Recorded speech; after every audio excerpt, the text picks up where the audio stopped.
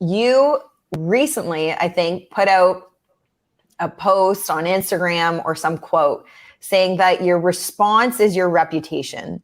Yeah. And the speed at which you respond to people is a direct reflection of how it will be to work with you. Mm-hmm. You can look at it like 9 different ways. So if it's somebody that's never met me before, 100%, like my reaction time to that lead, like, in this business is going to be very, very high percentage chance I convert them if I get back to them immediately. Now, if I'm busy and maybe I'm overwhelmed with the amount of inquiries, well, that should be an indication for me to create a system to respond to those leads and say, hey, got your inquiry. I'll get right back to you. Often that's enough for people to understand that, hey, I'm going to get back to you. And then the way to earn the business is deliver on that. Actually call them back, because how many agents just don't call people back, right? That's how you and I probably build our business.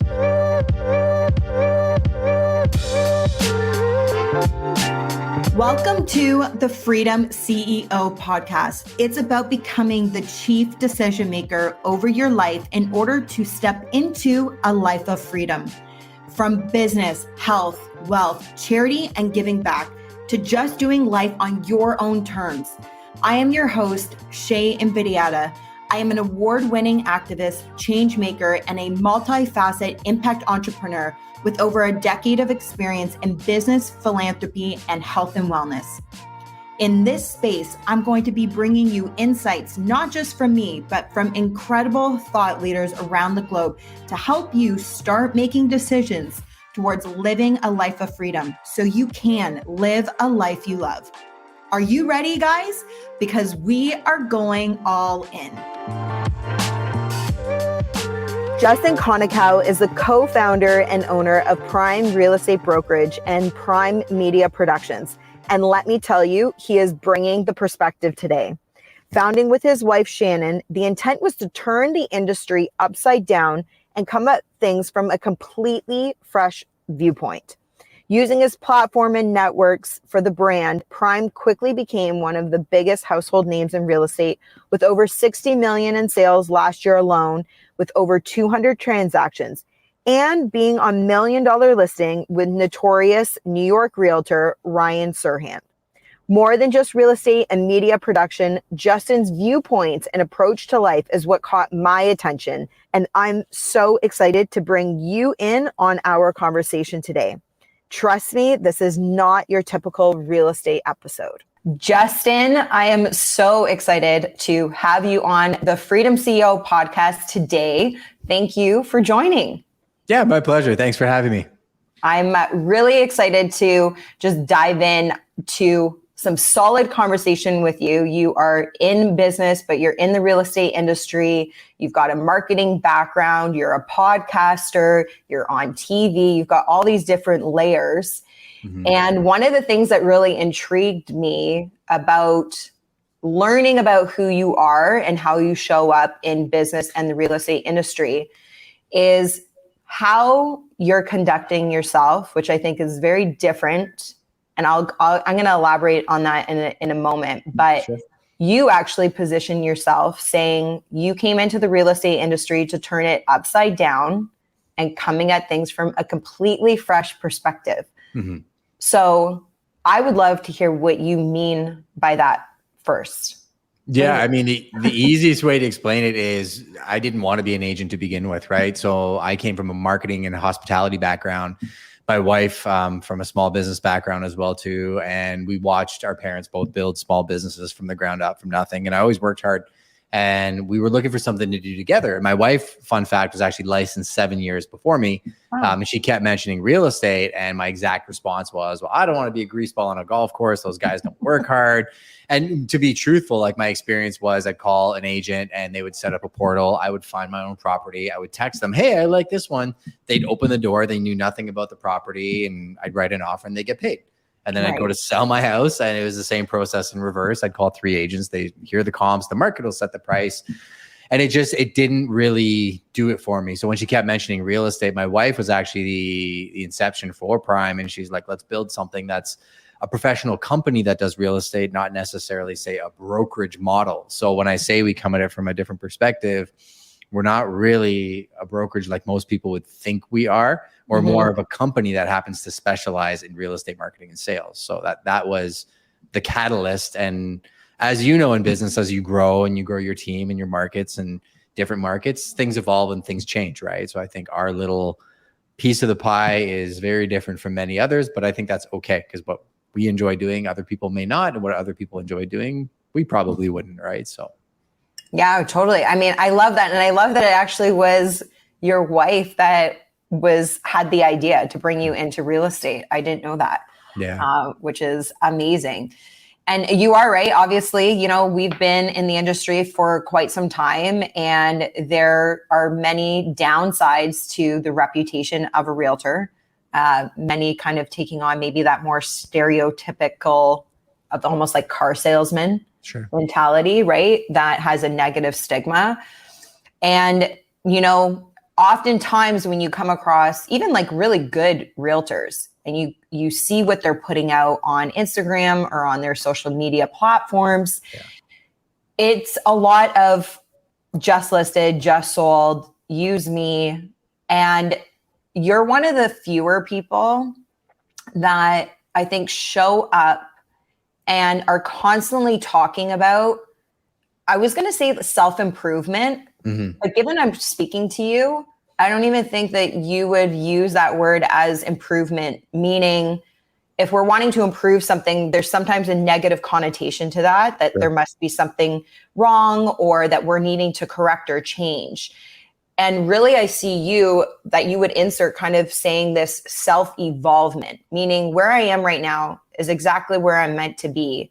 But in this pursuit of wanting to grow, learn, be better, meaning evolve.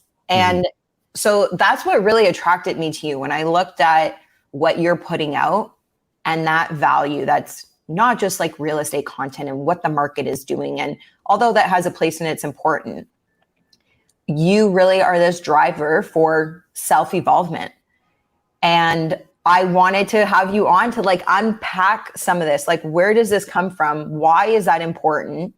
And, how is that making, I would assume that that's a differentiator for you amongst your clientele? Well, it's pretty simple. I think when I think about when I started putting out content, I really wanted to bring the human aspect back to real estate, right? When I said I would kind of want to break down those barriers, I think both for consumers and other agents in our industry, I think a lot of times people put out this persona of perfection, whether it be the awards or the just listed, the just solds. And then you get two problems. One, the consumers resent us because there's this posture of them trying to be better than other people. And I think newer agents feel this sense of comparison that they get stuck in, and they feel bad about themselves because they think all these agents posting all these things and they have all these followers on Instagram, I can never be like that person. When in reality, I think the core of my content is trying to show people that they can, and that like, I'm probably more broken than more people, but here's the blueprint of some of the things that kind of helped me define who I am as an individual. Hopefully these tools can help you define yourself as an individual, and you can go find the best version of yourself using the tools. Because when I got in the industry, I couldn't find the mentorship in the industry. I couldn't find anybody that inspired me. So I started looking outside of our markets and outside of our industry. And I think at the core of it, like when I go back to my like early story, when I was in hospitality, I fell into addiction. I've been sober for over 10 years. Like that version of myself was probably the worst version of myself. That is my wall. That is what Sirhan talks about in terms of like who I'm running from, right? And that I'm not going to go back to being that version of myself. The other side of that coin is like, how does it translate into business? Because like the negative mindset or the negative self-talk, I've even gotten it where like, I've heard by proximity people thinking, well, he puts out these videos, does it even help him sell business? And what's the purpose of it all? It's fascinating is like, I can hear that from the world, and I can hear that from like the devil on my shoulder. But when I look at the facts, I'm putting up signs, I'm putting up sales, and I'm working with people that want to work with people that want to be excellent at what they do. So now if I take that concept of growth, not necessarily like, I don't want to be a life coach, I'm not Tony Robbins, but if I show you toolkits that help me change that version of myself into who I am today, what I found is like the builders, the developers, the commercial business owners, the investors, the people that I want to do business with, it's attracting people that are like me, that kind of do the same things in their world. And a lot of them have stories just like me. Now they're in positions of authority and they are worth millions of dollars and they're doing amazing things. And I want to work with really cool people who are authentically themselves, that are looking to improve every single day and live by the same core principles that I do. So the real hack is all of that content that I put out attracts my right fit client. Right. I just make sure to trickle in the fact that I'm working towards being the most trusted name in real estate. I have the best market intelligence and deal flow in my area, but I'm not afraid to show the rinks and the bumps and the scars, because every single person watching this has wrinkles and bumps and scars that humanizes you and makes you authentically you. Does that make sense? 100%. And I love that phrase that it humanizes you. And I speak a lot about giving yourself permission to be human, because, and you talk a lot about the difference between perfection and striving for excellence instead of that. And I think a lot of people are very afraid to show these quote unquote imperfections, and they're really not. It's just like, wow, that's so human of you. You effed up, like you made a mistake, like you got it wrong, and it's all about in that moment, obviously, like how you pivot, how you excel forward, the lesson in that. But to be able to openly speak about that, not everybody can do that. They might be doing that in the background. And that is one thing that I love about you, is that you acknowledge us in the foreground and you're very open about that. I want to ask you, like, where does that come from for you? Because as much as you can say that's confidence and you're not afraid because, you see other people maybe doing that. Sure. That's a really easy answer, but it's still for, I think, people listening, they can go, yeah, well, that's easy for him to do, but like, I can't do that.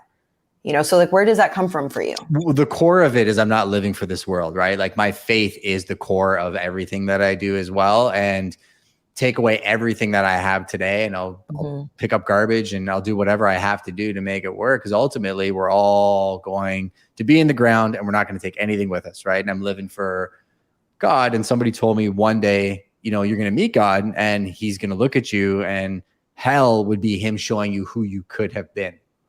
Right. Totally. That's the real crux of it, is there's not a man, woman, or person on this planet that I'm beholden to. So at the end of the day, if I say what's on my mind, I tell you how I feel, and I truly live to be who I am. I'm not worried what other people are going to think of me, because the only person I'm genuinely competing with is myself, to prove to him who I could be. Totally. Wow. Such a powerful response. Super encouraging. And maybe inspiration for some people that have not really gone down that journey. So you brought it up. I'm intrigued. Like, when did this start for you? So it was like, I had faith early on. I fell off pretty hard when I was in my teens. I grew up in Montreal, which very exciting town, but I actually left because it was too fun. I was life of the party, friends everywhere, access to everything you could imagine. Came to London, Ontario. So we're located in southwestern Ontario, London being the heart of the market. And I got into hospitality, which is not the greatest place to be when you're trying to leave that kind of lifestyle. But I always worked hard. I always had a million jobs, and I was always kind of ingrained. But I felt like I was living for the world. And like I've done some deep work with some interesting people talking about my childhood and growing up, and some things that made me led to try and impress, say, other people, or be the life of the party, or get access to all the things. But as I was going down that path, as I got more access, as I got more things, more popularity, and there was never anybody that was ever showing up and saying, well, now you got it, or patting you on the back and saying, well done. And I felt there was 2 or 3 times in my life where I went through phases and came to a crux in the road where I had to make a decision, go left or go right. And I kept choosing the right path and leading a life that I didn't want. But it was always these incremental changes. Entered the addiction part, and I landed in the hospital for 7 days. And I feel like God was like, yeah, like this is it. Like, you go this way or go that way, and you need to make the decision. So what's interesting is when I had that experience, I genuinely asked him, like, are you real? Right. I was going through this phase of my life. And like, I don't think many people ask that question. I'm not here to tell people what to think. I'm just telling you my story. And when I challenged him with that question, I definitely got an answer. And what's interesting is, once you get the veil pulled back on just asking yourself that simple question, are you living for the world and the acknowledgement of other people, or are you truly living for something bigger, whatever that means to you? When I asked that question, I started looking at it through the lens, every decision I make started changing, right? In terms of where I was deploying my resources. And this would probably resonate with you. You've only got three things. You have time, skill, and money. In the beginning, we have lots of time, no skill, no money. So we use our time, do everything, running around, showing anything just to learn the market. Then you got a little bit of skill and maybe a little bit less time. So then you apply that skill to work with like some clients. Then you make a whole lot of money and then you start spending money to buy back your time and amplify your skill. And as I saw, like, I just kept asking myself, like, am I doing this for the world or am I doing this for a bigger purpose? And as I started like reinvesting money into the bigger purpose, I saw it pay dividends. And really, when I look at deployment of time, skill, or resources now, I'm always thinking like short money or long money. Is this short money or is this long money? And that was the big unlock for me, was really just starting to weigh the decisions I make, whether it be my faith, my fitness, my family, my fun, or my finances, against, are those things moving me towards a better version of myself, or is doom scrolling TikTok making me a worse version of myself? Because I'm human and like I can do that. But now I'm like, all right, well, I want to do that less and maybe pick up a book or stretch. Yeah. You know what I mean? Like I started weighing my decisions against that kind of meter. So, okay. I love this. I love conversations like this. Had no idea that this was part of your journey and part of the DNA, you know, that makes up you and your brand. So you said a couple things that for maybe some people listening, you know, you said you started asking certain questions and you got answers. Yep.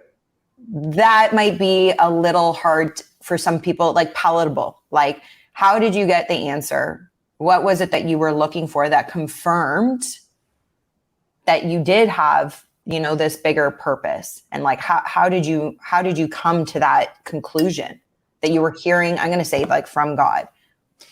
I think it's interesting how it works now, right? Because quite often, like, and again, if we're going deep into this conversation, when I'm weighing a decision, instead of me thinking that I'm in control, I start internalizing the decision and giving it away.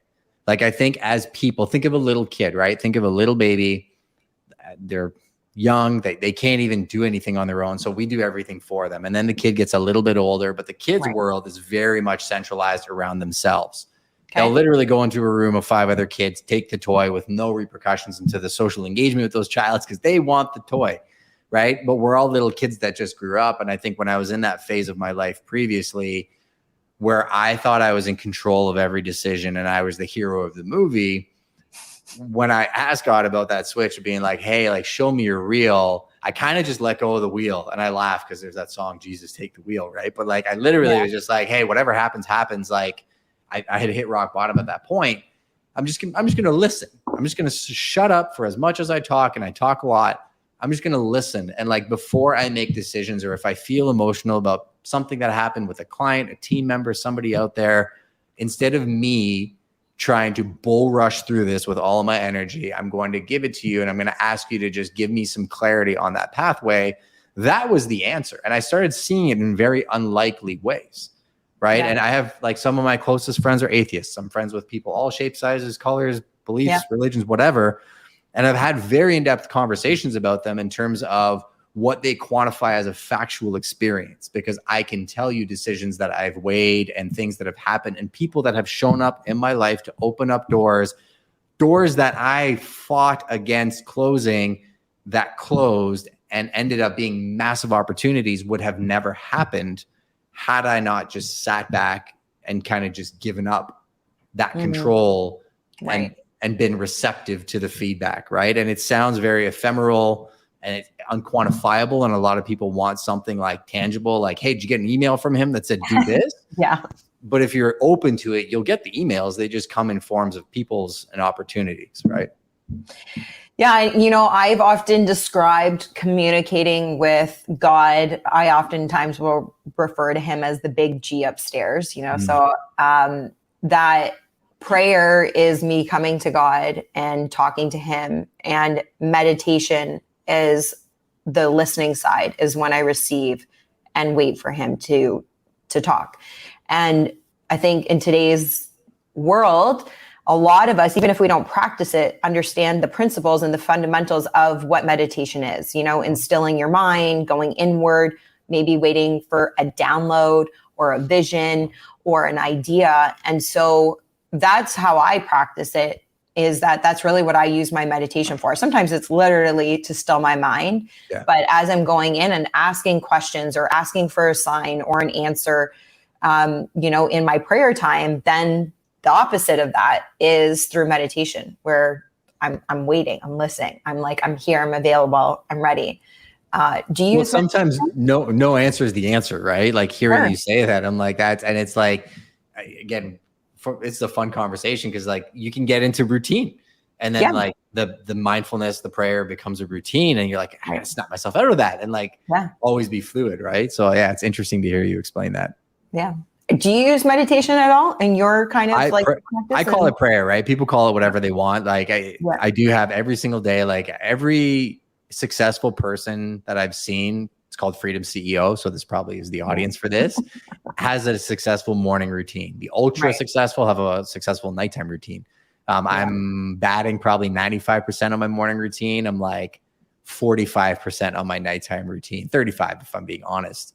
But that morning routine, working towards it. But the morning routine is key, right? So the very first thing I do, hardest thing is not to touch your phone, because in our world, our phones equals money, right? But like no Instagram, no social media, nothing, no emails, no checklists, nothing for an hour when I wake up. It's typically mindfulness first, and then I move, and then I open up my stuff. So let me ask you, because you are spot on, obviously, it can be very difficult. I have a no phone. Obviously, we even, not just realtors, but I think a lot of people in general, like have the phone right beside their pillow on their nightstand.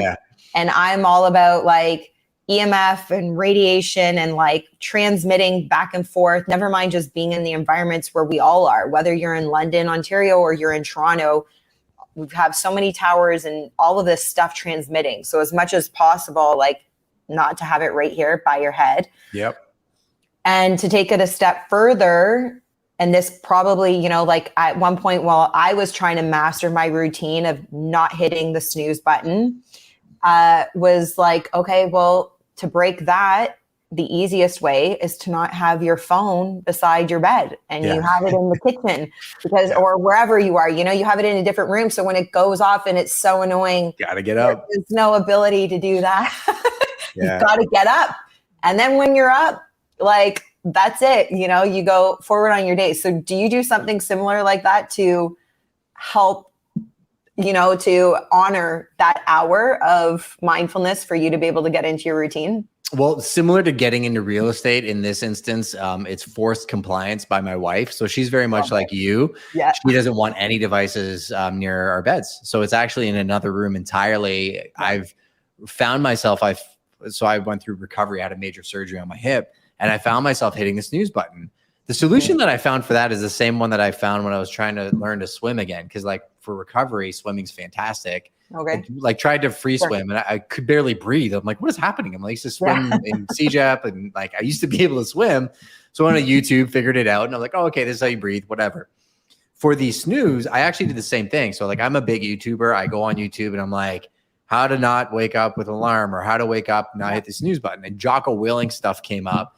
And in my head now, every morning I listen to so many of his podcasts. I watched a whole bunch of stuff about that morning routine. And he's like, just get up. They're like, what's the answer? They're like, no, he's like, just get up. He's like, just make a decision, just get up. And it's funny because I listened to so much of it that now when it goes up, I hear his voice in my head just saying like, just get up. And you have all these micro battles in the day. So getting it out of my room was key. I would encourage people to look at Ben Greenfield. He has a great book called Boundless, and then another one called Boundless Parenting. Talks a lot about EMF frequencies and like that dynamic. Getting it out of the room gets me to get up. And then once I'm up, the investment I've made in the energy of like walking over to my phone and turning off the alarm, I'm already up. And then I think preparation is key, right? So the night before, I typically have my workout clothes folded right next to my phone. So then I look at them, I grab them, and I change. I've heard people that like sleep in their workout clothes. So they just get up and then they just go down and train. So I think a lot of it has to do with anticipating the things that will stop you from making the decision you don't want to make and preparing yourself to make the decisions you want to make. Totally. Yeah. Which is very true. And I mean, a lot of kind of what we're talking about is these boundaries that we set for ourselves and how we want to create a life, like I call it, like creating a life by design, right? Like how you want to show up in the world and how you want to enjoy your own time. And as an agent, and I mean, a lot of people in business, but as realtors, there's this unwritten, but very well spoken that we're always on, we're always needing to be accessible. And this is the play where like boundaries really come into effect, and learning, you know, your clients actually appreciate when you put these boundaries on yourself. Sure. Because they do that. A lot of, you know, top CEOs and executives, they are not yes people. They say more no's than they do yeses. And it's not common that they get no's. Like they're usually the ones giving orders and people are following. But when they get to work with somebody who actually respects their own time as they respect it, there's something really amazing that, and as an exchange that ends up happening. And so I want to ask you this, and I was like, I don't know where our conversation is going to go on this. Sure. You recently, I think, put out a post on Instagram or some quote saying that your response is your reputation. Yeah. And the speed at which you respond to people is a direct reflection of how it will be to work with you. Mm-hmm. So how do you balance that for yourself, or maybe just dive deeper into some context? Because like when I read that, I'm like even before today coming on, I have a client who has responded back to me about something to go do a first step at his house on Thursday. Sure. And I'm busy. I'm not giving him my time right now. And I saw your thing and I was like, wow, I wonder if Justin would disagree with me right now. No. Like, you know, and if that's going to be a reflection of how, I mean, I've worked with him for 10 years. So on and on, like back and forth. But so let me jump in and kind of address that. So like your relationship with this person, do they have an idea of how you operate? Yes. Yeah. Do they trust you? Yes, they do. Do they know you're going to get back to them? 100%. Yeah. There. So that's a big thing, right? When I say, so that was actually, I believe I gave credit to Seth Godin. I think it was in his blog that I read that initially. And a lot of times when I do my Twitter threads, there's streams of consciousness, which then I turn into short form content. So a lot of the videos I make, fun fact, they're tweets that I made that I go back to. So like Twitter's a really good way for an idea bank for you to create videos.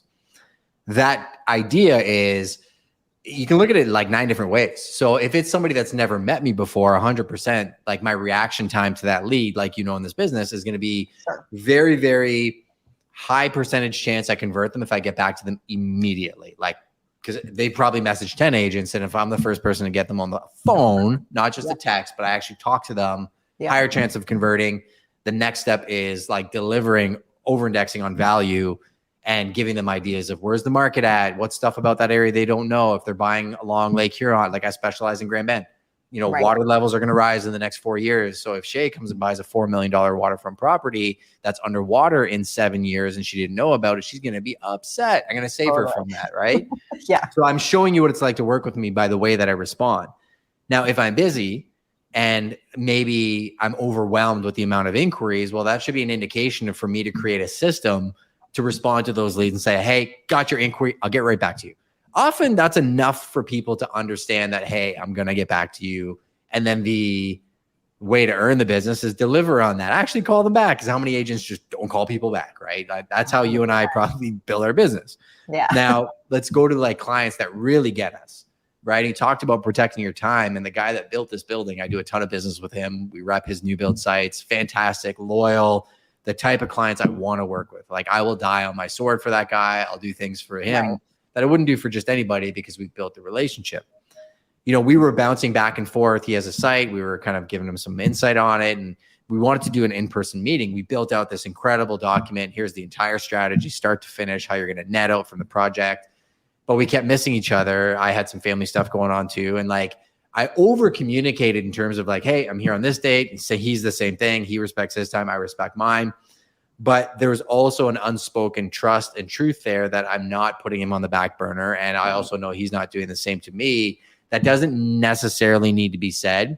So I would say for your client, the biggest problem with my content is the people that don't know me don't understand where my heart is at and the intent. It's not to make you feel like, oh, you're not responding fast enough, Shay, or other people that read my stuff that are like, I think Justin's talking about me. Most of my content, I'm talking about myself. Right. It sounds like I'm talking to every agent because it's very similar problems we all face. But quite often the things that I'm talking about are the version of myself I don't want to be, things in the industry that I don't think should be in the industry and we need to get rid of. And if it sparks a conversation, let me ask you a question. Does that make you want to create a system to make sure the response rate is there, or does that make you upset? Because I feel like you're the type of person who's a builder who gets inspired by challenges and doesn't just shy away from them. Yeah, so I love the question.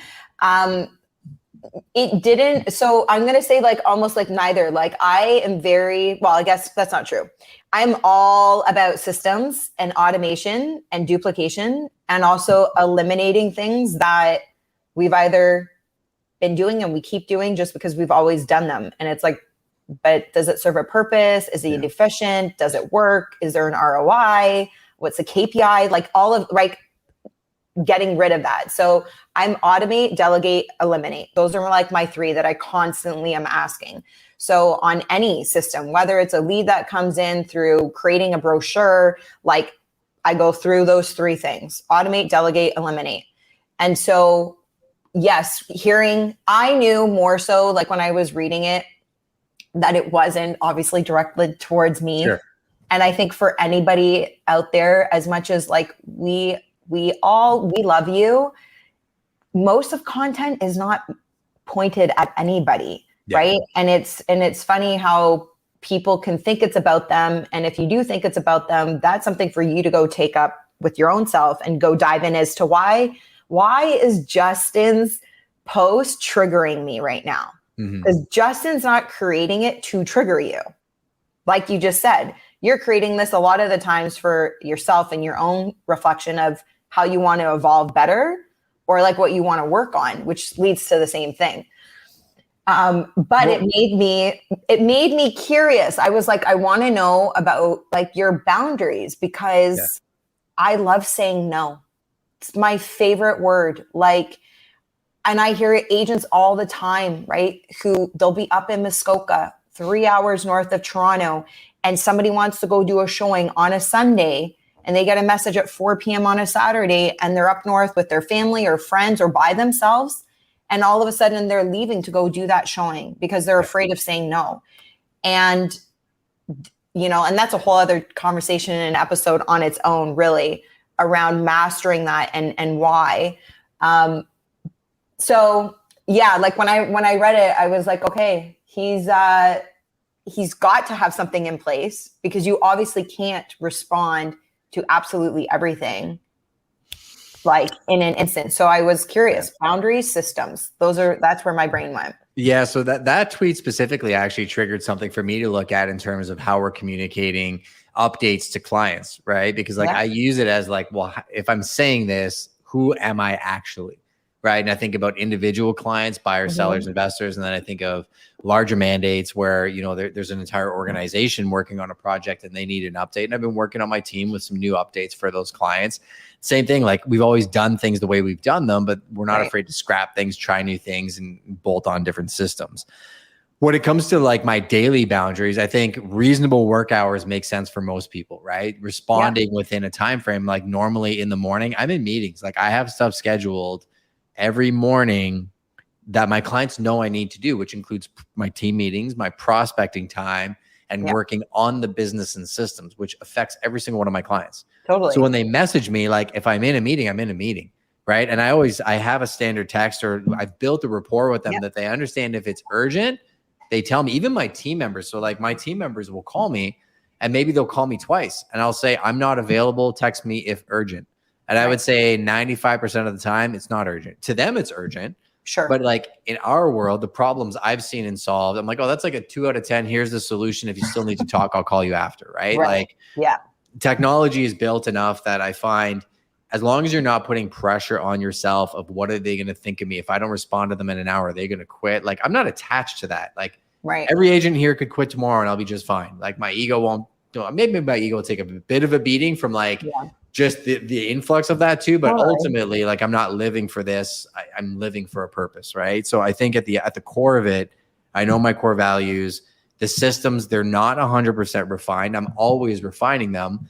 I think from a workflow perspective, Ryan taught me this as well. And Ryan's been my mentor since 2018. Cool. And we talked about like daily routines. And I impart those values to my team that your prospecting time and your business time is in the morning. Typically, you don't take appointments in the morning because if you're just running around from the start of the day, you get nothing done. Totally. Appointment times in the afternoon or in the evening if it's dollar productive or necessary. And I have certain clients that we got to get in my house. I took clients last Thursday I showed them 8 properties, which is 3.5 hours. Yeah. Right. People in my position, like normally people are like, well, you're actually showing properties, Justin. I'm like, yeah, like my people need a house. And the trickle effect of like getting that done for them is going to generate a boatload more business. Plus that's my job. So 100% I'll open doors and do that. Yeah. But at the same time, other times if I get a call on something and the client's not qualified to the point where like, if I show you this, are you prepared to make an offer? And they just want to look at houses.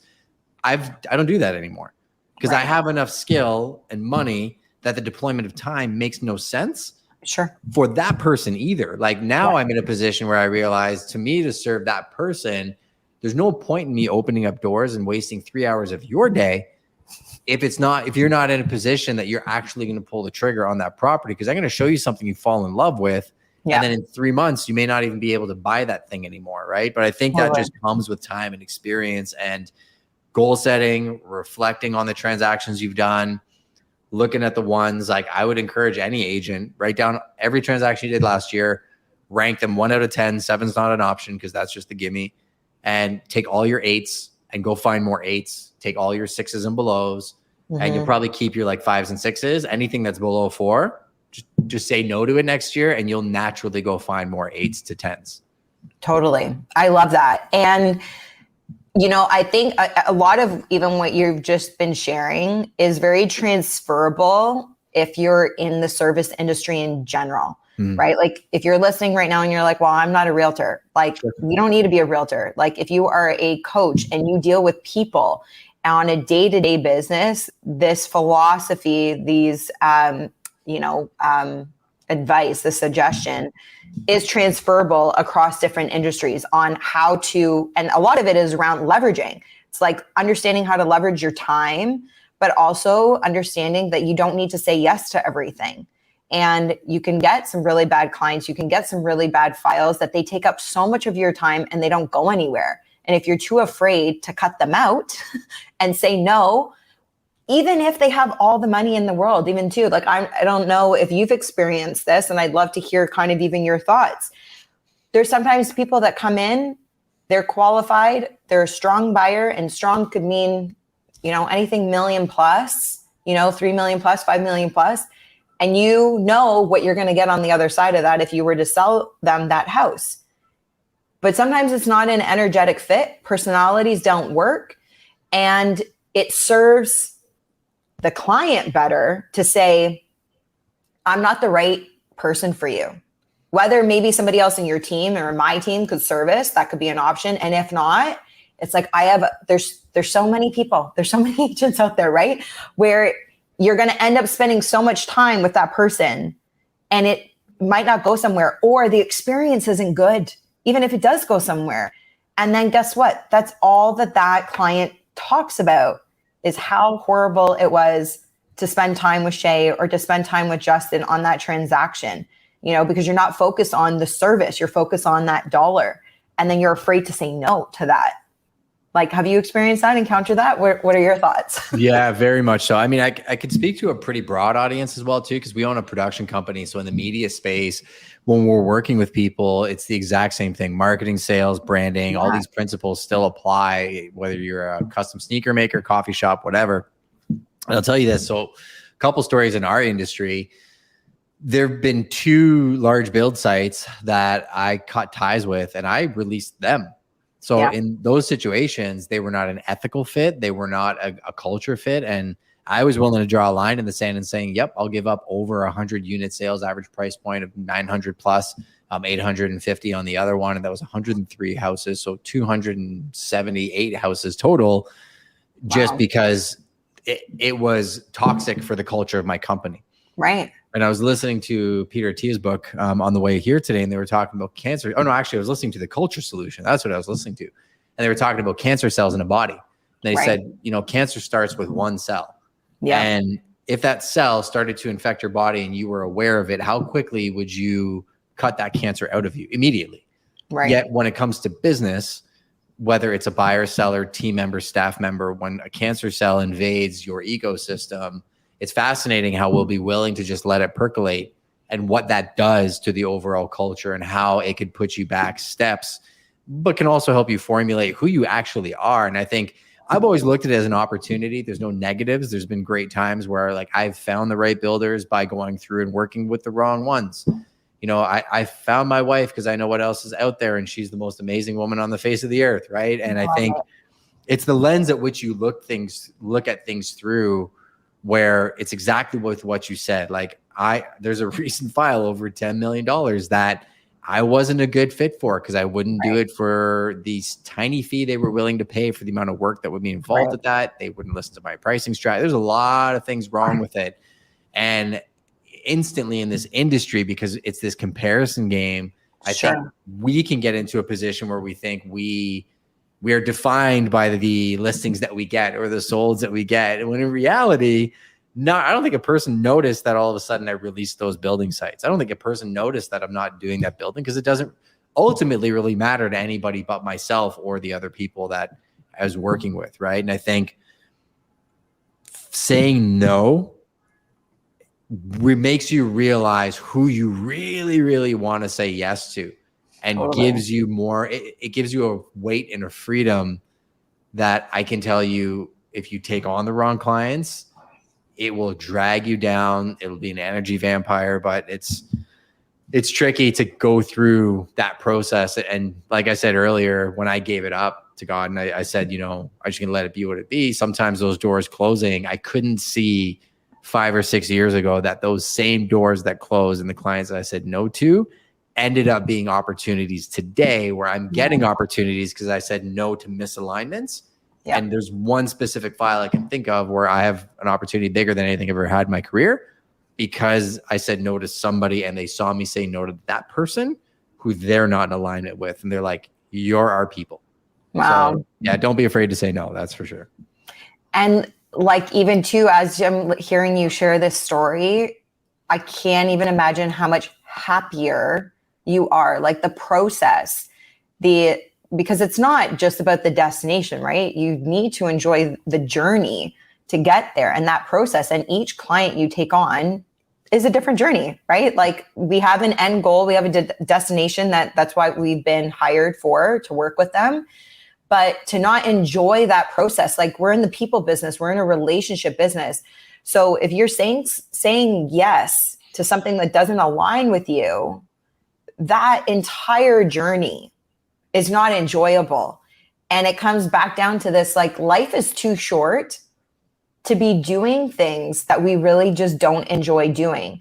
And like you said, because you said no to something that doesn't resonate with you, that wasn't in alignment, that doesn't fit your brand, doesn't fit your core values, isn't in line with what you agreed with the big G upstairs that you said you were going to do, it translates into something so much more beautiful that you didn't even imagine was going to happen, and that's part of like even the law of attraction, of whatever you're going to focus on grows, and what you focus on, you attract.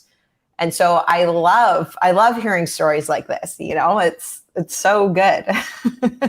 It's really great. Justin, I want to ask you, you've talked about it a couple times. We've talked about purpose. What is next for you right now? Like, what is the vision for Prime? What are you building? What are you doing?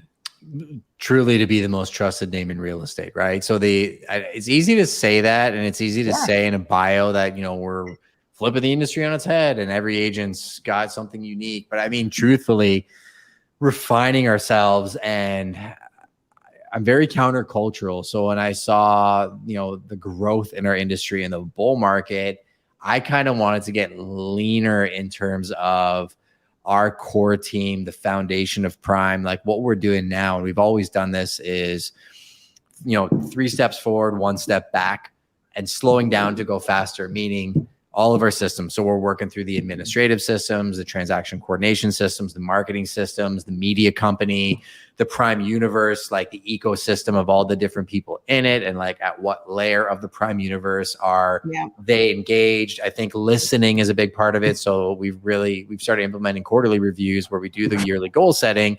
But I found yearly goal settings useless because they do it once and then they never look at it again until the next year when it's time for contract review. And I'm like quarterly checking in, and we're auditing all of our systems, 1 out of 10, 7's not an option. And then really starting to formulate what we are and who we're for. And I think doubling down on that piece. And I think when it comes to just Prime as a company, I think the marketing division and what we're doing on the media side, it excites me. I'm a cinematographer by nature. I shoot, I edit, I always have. Cool. And I want to bring more of that into what I'm doing. So we're looking to do some things in the media space that's very different from your standard listing videos and what that looks like. And yeah, just really excited. We have a really good squad of people, very talented, some big ambitions on this squad. So we just want to give them a platform where they can build their rocket ships. And yeah, I think you'll see a bunch of us doing some fun things everywhere. I love that. Well, I always say there's never a dull day in real estate. So I'm sure you guys will be proving that and taking it up a notch with whatever you're creating. So I look forward to seeing that. I want to just kind of shift in the remaining time you and I have together, kind of looking at the market. We're in a really bizarro time in the world, right? With everything. It doesn't matter what topic you want to choose today. It's weird and it's whacked. And it's hard. And so when I think of rates just went up again, inflation keeps rising. And really, what does the future of real estate look like? And for new home buyers, even current home owners, just because you own a home right now doesn't mean that you're in a position that you're going to be able to buy up or even buy again, right? And so it's a very uncertain time for a lot of people. What's kind of your take right now that you're offering to your clients, like buyers and sellers, about should you get into the market now? Nobody has a crystal ball. We can't say where the market's going to go. But, you know, I have a lot of people that are like investors and aspiring entrepreneurs and aspiring investors that tune in here. Yeah. And, you know, you work with a lot of obviously homeowners and buyers and also investors. So give me your take. Yeah, we work with a ton of investors. And we're in the commercial space as well too. So I started in commercial. That's a random fact about Prime. So I have a pretty good snapshot of what's happening in all 3 of those. This would be my advice.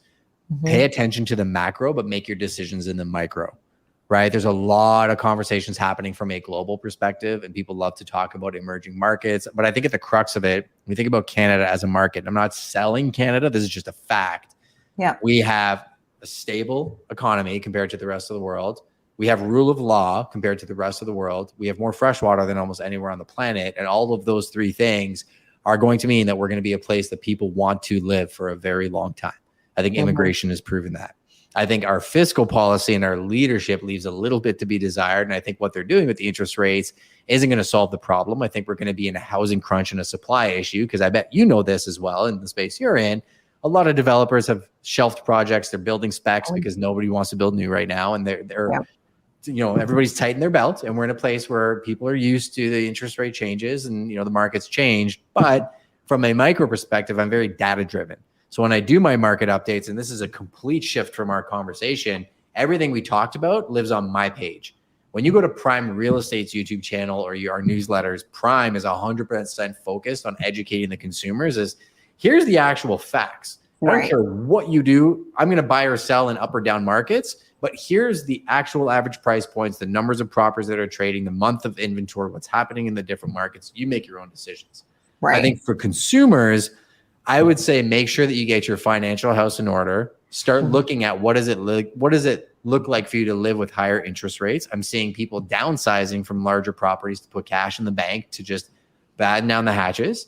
But I also see other people looking at opportune buys where now you can get stuff at a discount where you and I, the life we lived 2 years ago, people were paying astronomical prices saying there's no way this can last. Well, it didn't last. And if you think that the down market's going to last forever, you're also incorrect. So I'm seeing people find success that are paying attention to their financial house. They have an idea of what they can and can't do, but they're also not afraid to make decisions. Totally.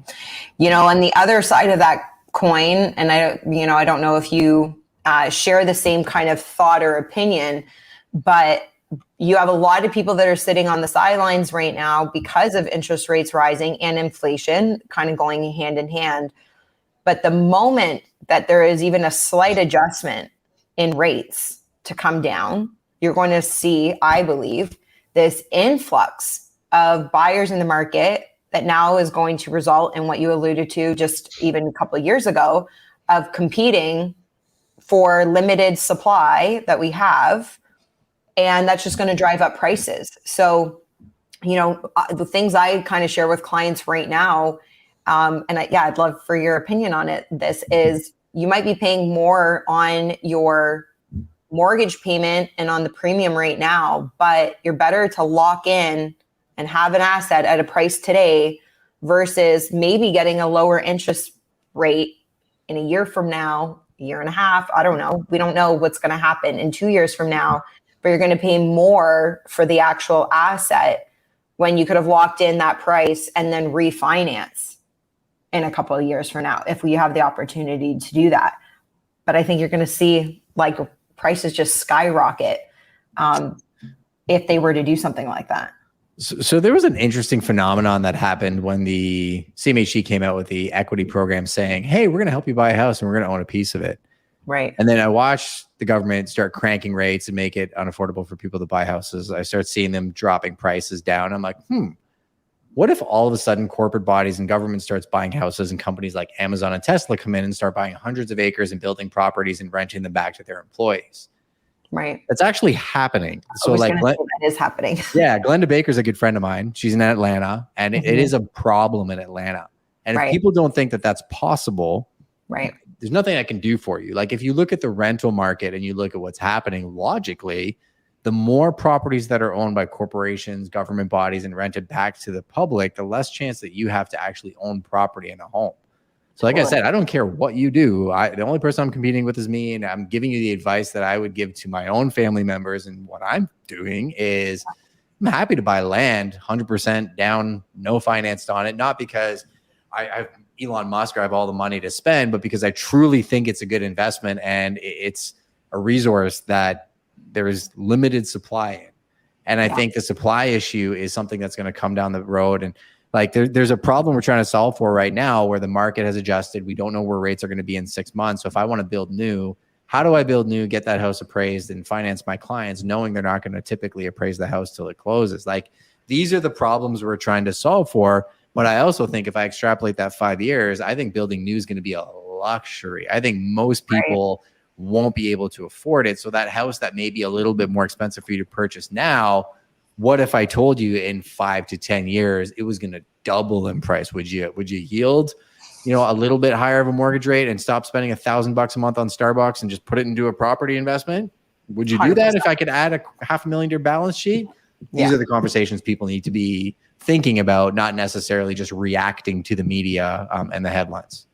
Totally. And in addition to that, and this is just like a chime thought because we don't have too much time to go into it, is even then the effect and the weight of currency as it's getting devalued every day, because that also has an effect on your purchasing ability. So it's like in a year from now, the US is going to be rolling out in July their whole central banking digital currency. And that's going to have a whole other effect that nobody's talking about right now is currency and fiat. So I love your perspective. I'm so grateful to have you on. You're on the Freedom CEO podcast for a few different reasons, as I'm sure everybody has realized through our conversation today. Before I let you go, Justin, I need to ask you one last question.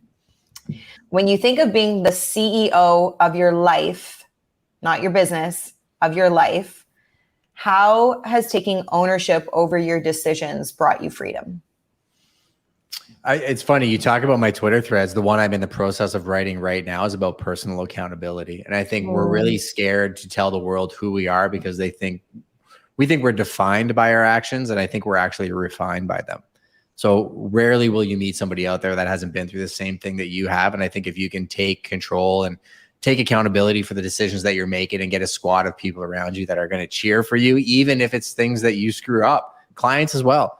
If you can take ownership of those decisions and communicate effectively with people around you, you're going to find a better version of yourself than you ever thought possible. I love it. Love it. Well, if you are not following Justin, he's in the show notes. If you've been watching, obviously you've seen the handle come up on the screen. Make sure to connect with him, especially if you're in the London area. You know, he is a great agent and you will be in very good and trusted hands. And I know he's available in his DM, so feel free to connect with him that way as well. Justin, thank you for coming on. And I'm going to have you back at some point. We'll catch up in like 6 months from now or something. See how Prime has grown and what you're up to. For sure. And I'll get you on the Prime People podcast as well, Shay. Thanks for having me. I would love it. Thanks for tuning into the Freedom CEO podcast. If you got value out of today's show, I would love for you to leave a review as it will help my show reach other people as well. You know what to do. Download this episode, click the like and subscribe button. If you feel like spreading more love, hop over to Instagram and share today's show in your stories. Remember to tag Shane Vidiata and the Freedom CEO. My DMs are always open, so drop me a line. I'd love to connect. Until next time, keep owning your decisions to live a life of freedom. Live a life you love.